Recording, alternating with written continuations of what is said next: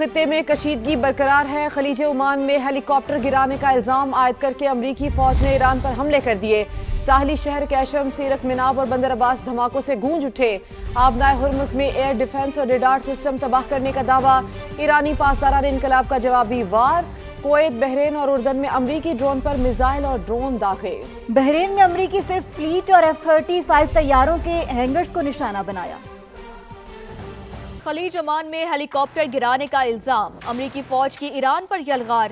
خطے میں کشیدگی پھر بڑھ گئی۔ ایران کے ساحلی شہر کیشم، سریک، مناب، اہواز، جسک اور بندر عباس پر امریکہ کے حملے، علاقے دھماکوں سے گونج اٹھے۔ سینٹ کام کے مطابق امریکی افواج نے مخصوص اہداف کو نشانہ بنایا۔ حملوں کا مقصد ایران کو انتباہی پیغام دینا ہے۔ آبنائے ہرمز میں ایئر ڈیفنس، ریڈار سسٹم تباہ کیا اور سریک میں پانی کے نظام کو بھی نقصان پہنچایا۔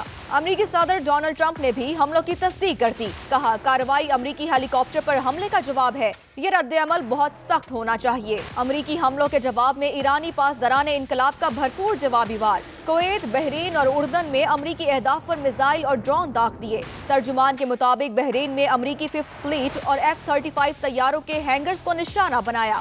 ایرانی فوج نے بشہر میں امریکی ڈرون مار گرانے کا بھی دعویٰ کیا اور کہا، امریکی جارحیت جاری رہی تو اس سے بھی سخت جواب ملے گا۔ ایرانی وزیر خارجہ نے رد عمل میں کہا کہ ہماری طاقتور مسلح افواج کسی بھی حملے یا دھمکی کو بغیر جواب کے نہیں چھوڑیں گی۔ وائٹ ہاؤس عہدیدار نے واضح کیا، حملوں سے ڈیل پر اثر نہیں پڑے گا۔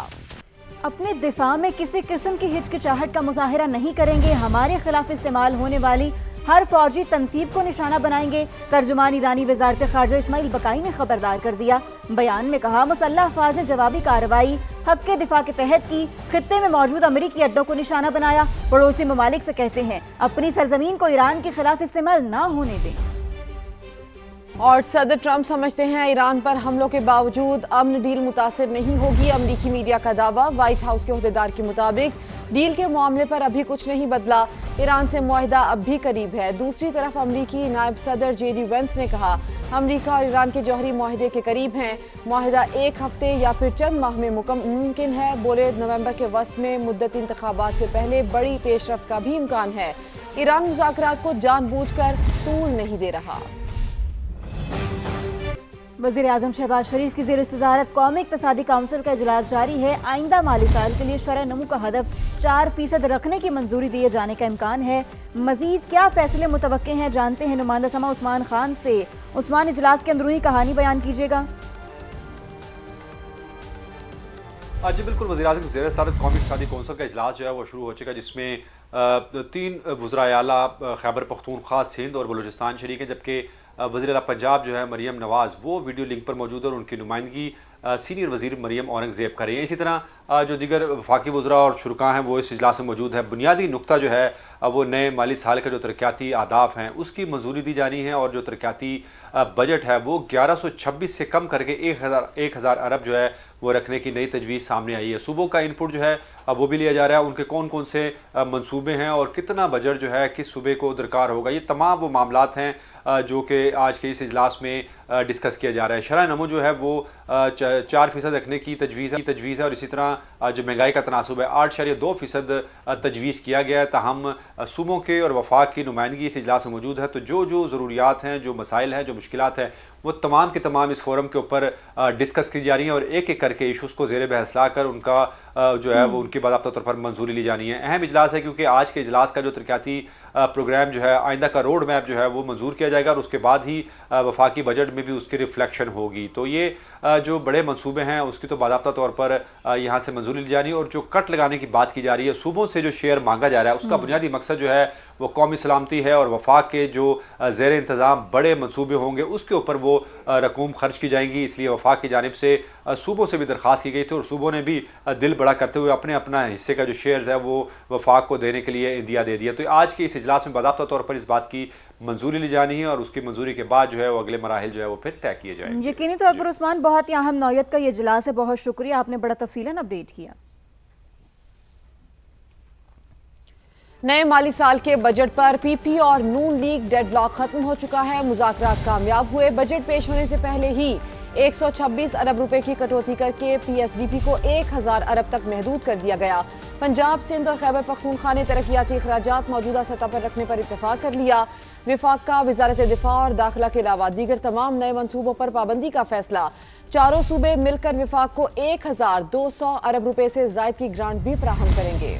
वफाकी बजट पेश होने में ताखीर का सिलसिला खत्म। नायब वज़ीर-ए-आज़म इसहाक डार की सरबराही में कायम तकनीकी कमेटी और पीपल्स पार्टी के मुज़ाकरात कामयाब। कौमी असम्बली में बजट अब 12 जून को ही पेश होगा। बातचीत में अहम अमूर तय। ज़राए के मुताबिक NFC अवार्ड के मौजूदा फार्मूले में किसी किस्म की तब्दीली न करने पर इत्तफाक किया। ज़राए के मुताबिक बजट पेश होने से पहले ही वफाकी तरक्याती फंड में 126 अरब रुपए की कटौती हुजूम 1000 अरब कर दिया गया, जो रवां माली साल के मसावी है। वज़ारत दिफा और दाखिला के अलावा तमाम नए मनसूबों पर पाबंदी लगाने का फैसला। पंजाब, सिंध और खैबर पख्तूनख्वा तरक्याती अखराजात मौजूदा सतह पर रखने पर मुत्तफिक। पंजाब अपने 1450 अरब के मुजवजा तरक्याती बजट में 150 अरब रुपए से जायद कमी कर सकता है। सूबों से इजाफी वसाइल लेकर वफाकी तरक्याती प्रोग्राम दोबारा बढ़ाया जा सकता है। नून लीग पीपल्स पार्टी इत्तफाक राय के मुताबिक सूबे वफाक को ग्रांट्स की मद में 1200 अरब रुपए से जायद फराहम करेंगे। पंजाब से 650 अरब, सिंध से 300 अरब रुपए, खैबर पख्तूनख्वा से 180 अरब और बलूचिस्तान से 110 अरब रुपए से जायद वफाक को मिलने की तवक्को है। ये रकम वफाक आइंदा चंद बरसों में सूबों को वापस करेगा। रवा माली साल का टैक्स तखमीना 13,005 अरब रुपए, आइंदा माली साल का टैक्स हदफ 15,264 अरब रुपए मुकर्रर किए जाने का इम्कान है। दूसरी जानिब आपको बताएं कि हुकूमत का तनख्वाहदार तबके को नए बजट में 50 अरब रुपए तक टैक्स रिलीफ देने पर गौर।